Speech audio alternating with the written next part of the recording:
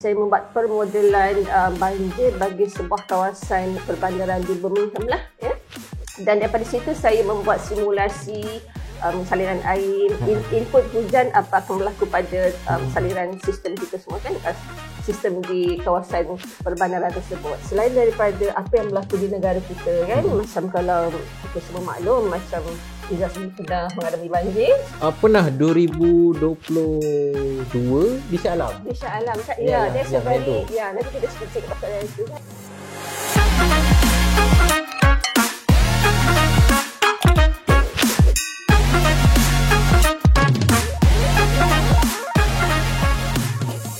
Hai, Assalamualaikum warahmatullahi wabarakatuh. Salam sejahtera, salam Malaysia Madani dan juga salam UiTM di hatiku. Selamat kembali dalam Research Podcast yang dibawakan khas oleh Jabatan Penyelidikan dan Inovasi di bawah Timbalan Naib Chancellor Penyelidikan Inovasi itu sendiri. Pertama sekali kami ingin memohon maaf, mungkin sudah jarang mendengarkan kami berkeudara di channel YouTube pada tahun lepas.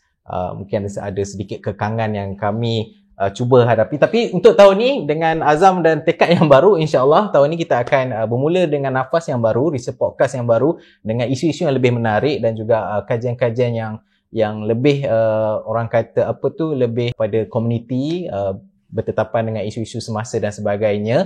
Untuk research podcast kita ni, mukadimahnya alhamdulillah, saya kalau boleh perasan sepanjang research podcast saya tak pernah pakai tie atau tali leher, tapi sebab tetamu kita hari ini, kita bersama dengan Prof Wada, alhamdulillah, dan isu yang kita akan bangkitkan hari ini adalah berkenaan tentang banjir, punca dan juga penyelesaiannya, sebab sekarang ni kita dengar banjir ni salah satu isu yang agak merisaukan lah Prof. So dengan itu saya jemputlah Prof dan mohon kalau boleh Prof cerita sedikit pengenalan diri Prof. Okay, terima kasih Izzat. Okay. Terlebih dahulu saya mengucapkan berbanyak terima kasihlah kepada unit komunikasi dan ketampakan Jabatan Penyelidikan dan Inovasi kerana menyambut saya pada kali ini untuk research podcast siri pertama Izzat. Siri pertama untuk 2025. Okey, pembuka bicara 2025. Betul Prof. Alright, so saya adalah pensyarah daripada Kolej Kejuruteraan Awam, pensyarah bidang sumber air dan alam sekitar, pengajian kejuruteraan awam dan Kolej Pengajian Kejuruteraan lah, dan kini memegang pos pengarah hal ehwal kurikulum Jabatan Akademik Antarabangsa. Okay. So latar belakang akademik mungkin sedikit. Saya bekas pelajar Kolej Pengajian Persediaan sebelum melanjutkan keluar negara US KPP ni bawa UiTM juga pada satu ketika dahulu. Okay, and then sekarang about HD Intech And then, dulu namanya? Dulu KPP, Kolej Pengajian Persediaan. Oh, Kolej Pengajian Persediaan. Sekarang dah saya batch pertama. Oh. Long time ago. Long time ago. Okay, and then pada waktu itu kami daripada KPP and kami melanjutkan pelajaran ke pelajar-pelajar disambung ke luar negara US. Waktu itu ada yang banyak negara lain lah. Dan saya menyambung ke Cornell University US. Kemudian setelah kembalinya saya daripada US, saya kembali ke KPP untuk mengajar basic engineering waktu itu. Kemudian pada tahun 1998 saya menyambung pelajaran dalam bidang sumber air, pengurusan dan teknologi sumber air di University of Birmingham UK. Dan pada waktu itulah timbulnya minat saya untuk mendalami isu banjir. Dekat UK ni master sambung belajar waktu itu kita semasa zaman tu degree pun boleh masuk UiTM tapi dia tutor waktu itu. Kemudian dia sambung sambung belajar. Waktu itu kita dapat scholarship lah untuk sarjana dalam bidang sumber air tersebut. Kemudian saya teringat sewaktu di UK dalam pengajian sumber air itu, dalam disertasi saya membuat permodelan banjir bagi sebuah kawasan perbandaran di Birmingham lah. Saya berjumpa dengan local council mencari peta-peta saliran air di sana. Dan 1998 waktu itu aplikasi software belum lagi kan. Sekiranya macam saya salah seorang pioneer lah untuk menggunakan satu aplikasi permodelan sistem saliran yang dinamakan HydroWorks software. Waktu itu dia di bawah Wallingford dan sekarang dia dah very well established, namanya di Infoworks. Tapi di UK lah waktu ni. Waktu tu di UK, dia dikeluarkan oleh Wallingford Software ni lah. Dan daripada situ saya membuat simulasi saliran air, input hujan apa akan berlaku pada saliran sistem kita semua kan, sistem di kawasan perbandaran tersebut. Dan daripada situ saya memang menarik juga ni kan, kita boleh buat simulasi, kita boleh melihat apakah berlaku sekiranya hujan lebat berlaku kepada kawasan perbandaran dan sebagainya. Kemudian saya kembali daripada UK 1999, 2000 something like that. Kita orang semua daripada KPP masuk ke fakulti di UiTM sebab waktu tu no more American degree program, semua orang macam kena diserapkan kepada fakulti-fakulti lah. Waktu itu kan dia bertukar struktur. Saya masuk ke civil engineering lah, fakulti waktu tu. Kemudian daripada situ mula meneruskan penyelidikan tentang banjir. Dan saya teringat the first grant saya dapat daripada RMC waktu itu adalah 8,500 grant tu. Saya membuat penyelidikan berkenaan pembinaan software design flood estimation. Design software tu menang dekat Geneva Award waktu tu. So macam baru kan. Dia macam benda tu benda baru waktu tu. That time around 2000 lah. 2001, 2003 ya. Waktu tu memang agak barulah perkara perisian. Bukan agak baru, memang barulah sebab saya rasa tahun 2001 rumah saya baru ada komputer. Betul. Dan sebenarnya saya waktu itu saya bidang kira kejuruan awam. So saya bergabung pasukan software development dengan sahabat saya lah, Profesor Madan Zaidah daripada Fakulti Computer Science lah. So gabungan antara Computer Science dan gabungan kejuruan awam, maka we design this software. Itu dia mula minat kat situ dan seterusnya kita meningkatkan lagi kajian-kajian yang lain. Faham. Jadi memang berlakulah proses sinergi itu sebab Prof daripada kejuruteraan dan dengan rakam Prof tadi daripada multidisiplin daripada situ. Okay, baik Prof. So Prof daripada kejuruteraan, saya nak tanyalah apa yang menyebabkan Prof buat dalam bidang banjir khususnya, apa yang menginspirasikan Prof selain daripada tadi dekat UK kan? Minat. Okay. Itulah macam selain daripada apa yang berlaku di negara kita kan, macam kalau kita semua maklum, macam Izzah sendiri pernah mengalami banjir. Pernah 2022 di Shah Alam. Di Shah Alam kan? That's a very nanti kita cerita pasal yang itu kan. Okay. Dan memang sekeliling kita lah. Itu dekat Shah Alam tiba-tiba mengejut semua orang macam call of God macam tu kan. And then kita selalu sering mendengar dekat Pantai Timur macam it's like every year annual event. So Kelantan, itu adalah satu isu yang sangat, orang kata apa, Malaysia is, we are actually negara antara, kalau saya lihat ranking negara-negara di dunia ini, Malaysia dalam kategori top 10 paling banyak hujan. Sebab punca segala masalah banjir ni adalah daripada limpahan hujan lah, the source of the flooding event ni kan. Dan kita antara yang tertinggi Colombia yang pertama, dan kita antara tertinggi, dan kita ada beratus-ratus negara, dan memang itulah salah satu penyebab hujan. Dan itulah dia menarik minat kita lah. Macam dalam fakulti kami pun Tasri Sahul dulu ada satu menubuhkan, waktu itu tak ada lagi COE, tapi dia sudah menubuhkan pusat kawalan banjir gitulah waktu dia bersama kami kan, kolaborasi dengan beberapa negara juga waktu itu. Dan daripada situ kita meningkatkan minat lagi dan juga memperbanyakkan lagi kajian berkenaan banjir lah untuk masyarakat, untuk negara, dan of course untuk knowledge discovery dan sebagainya lah. Okay, baik Prof. Kita cakap pasal banjir. Prof pun tanya saya pun pernah terlibat dengan banjir 2002 di Shah Alam itu yang memang viral lah kan. Sebab kita tak pernah sangka sebuah bandar Shah Alam, bandar yang terancang boleh banjir. Dan tadi Prof cakap Malaysia adalah antara 10 negara yang teratas dalam hujan, paling banyak hujan. Tapi apa sebenarnya punca banjir? Sebab saya baru ni pun even saya pun tengok Prof lecture Prof punya Professor lecture syarahan Prof. Bagi siapa yang kalau nak tengok ada di YouTube UiTM. Betul. Kan? Kalau nak refer balik boleh tengok dekat situlah UiTM channel. Di Arab Saudi tahun lepas pun banjir. Afghanistan yang kering. Yang kering, yang bukan negara hujan pun. Ya, betul. Kalau kata nak hujan, ya sebab saya orang Perak. Saya berdekatan dengan Taiping, so saya tahu Taiping ni every year memang hujan. Tapi tak pernah banjir sangat. Ya. Yang di Kelantan kita selalu dengar. Selalu banjir. Even last year lebih kurang 80,000 penduduk yang terpaksa dipindahkan. Betul. Dan banyak lagi tahun-tahun sebelum ni di Pahang, di Kedah dan sebagainya. So apa sebenarnya punca banjir tu? Betul. Okey, kalau macam Izzat tadi ada menyebut macam di perbandaran seperti Shah Alam, kemudiannya kita juga ada banjir di Pantai-Pantai Timur itu. Okey, kalau macam punca banjir saya sebelum tu saya nak klasifikasikan mengkategorikan kalau di Malaysia dalam konteks kita, saya kira the main banjir yang paling kerap kita boleh bagi pada dua lah, banjir besar ataupun banjir monsun ataupun banjir kilat. Okey. So kalau macam banjir kilat tu macam Izzat tadi sebut di Shah Alam tu banjir kilat lah kan, sebab dia berlaku dengan kilat flash kan, macam very quick, macam cepat datang dan cepat juga surutnya kan.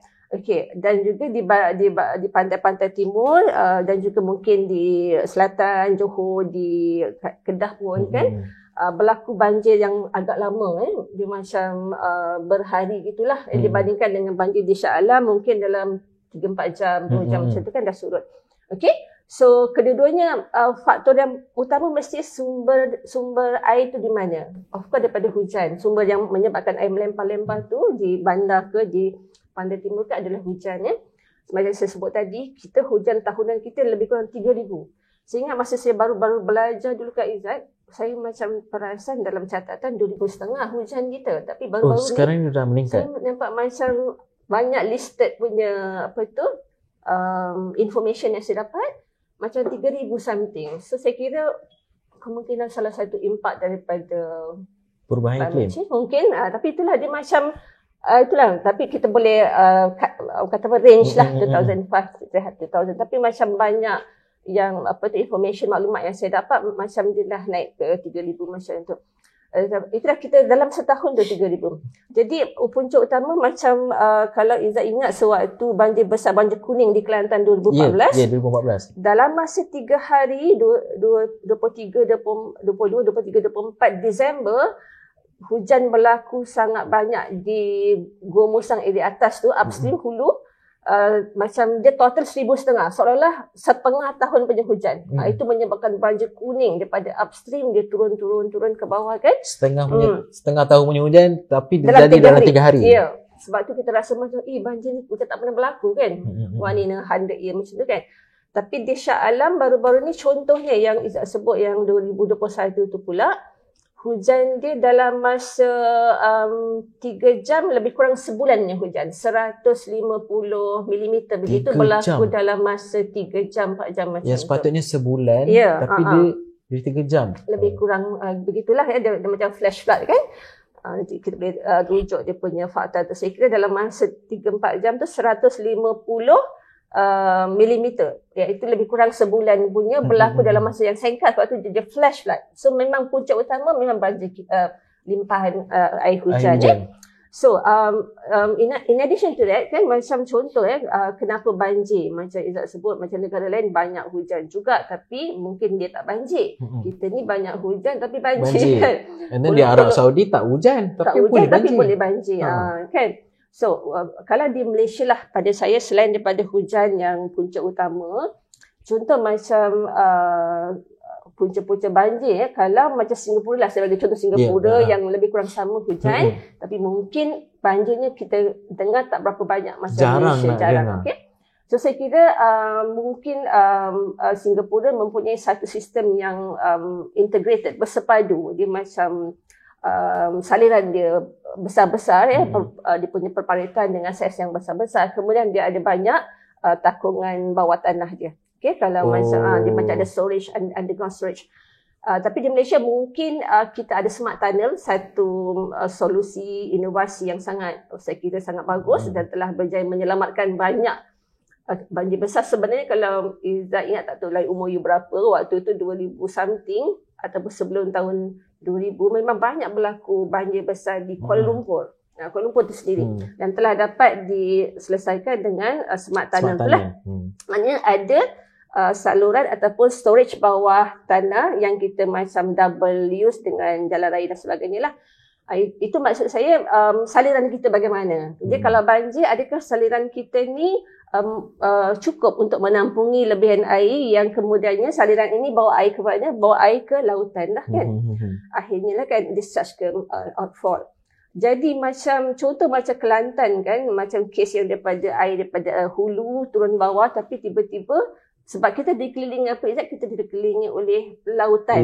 Sebelah pantai barat ada Laut Cina Selatan, sini ada Laut Sumatera kan. Sorry, pantai barat Selat Melaka.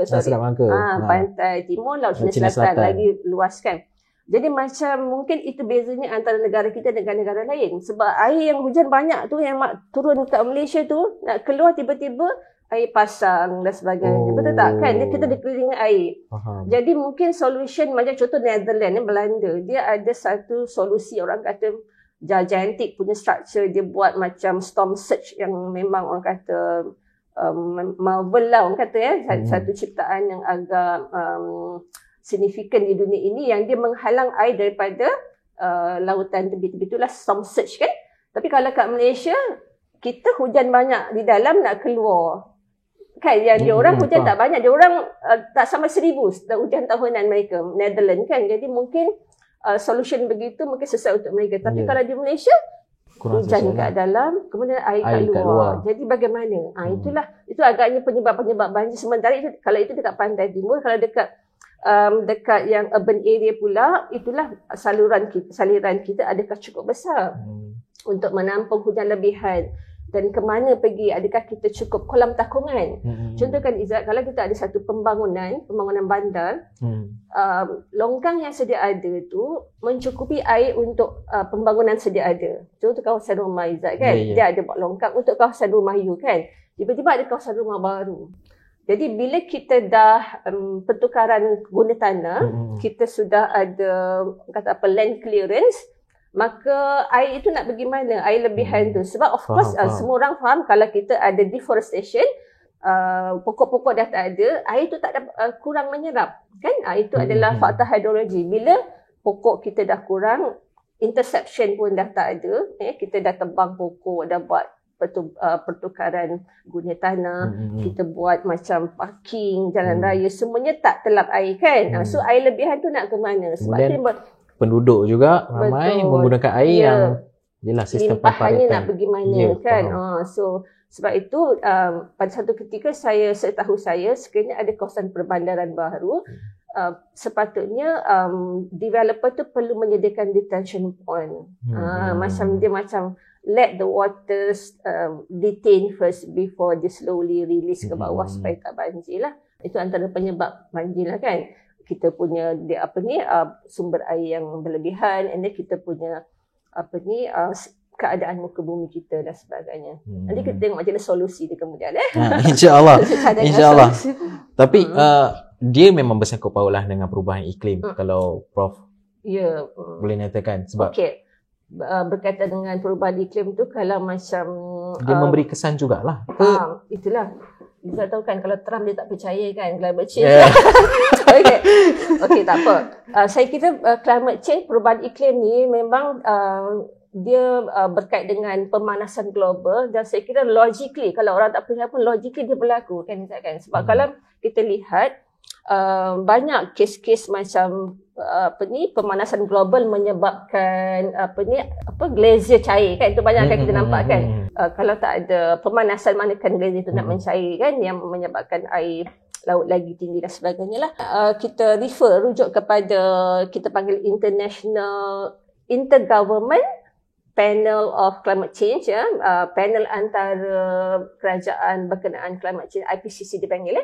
Dia memang buat kajian dan mereka memang menjangkakan yang memang kita akan pemanasan global akan menyebabkan peningkatan hujan dan juga akan berkait dengan peningkatan kadar banjir lah. Itu memang fakta yang dikeluarkan oleh report IPCC. Yalah, macam Prof cakap tadi, kita kat Malaysia ni dikelilingi dengan laut. Ada Laut Selat Melaka, Laut Cina Selatan. Dan negara kita sendiri pun memang taburan hujan pun tinggi. So tadi kita punya masalah, air ni nak bawa keluar ke mana tak boleh sebab air laut mengelilingi kita. Now kita pun hadapi perubahan iklim yang paras air laut juga meningkat atas sebab pemanasan global, pencairan ais glacier di Kutub Utara dan Selatan. Itu pun salah satu faktor jugalah, punca utama yang membimbangkan negara kita lah. So that's why lah kita boleh dengar every year ada masalah banjir berlaku di Malaysia ini. Okey, baik Prof. Penjelasan yang sangat best, yang membuka sedikit minda saya ni. So dengan itu kita berehat sebentar dan kita akan sambung semula selepas ni. Mungkin kita akan ceritakan maybe jalan penyelesaiannya daripada perspektif Prof yang dalam bidang kejuruteraan dan juga apa yang kita nak dapatkan supaya komuniti ataupun rakyat di luar sana, kita di UiTM ni ada penyelidik dia, boleh memberi khidmat atau bantu bagaimana kita nak menyelesaikan masalah ini. Okey, kita mungkin sambung selepas ini insya-Allah. Terima kasih kerana mendengarkan podcast ini. Research podcast ini dibawakan oleh Jabatan Penyelidikan dan Inovasi UiTM. Sila ikuti perkembangan dan info terkini tentang penyelidikan dan inovasi UiTM di kesemua platform media sosial kami, terutama di Facebook Jabatan Penyelidikan dan Inovasi UiTM dan juga Instagram kami JPI_UiTM.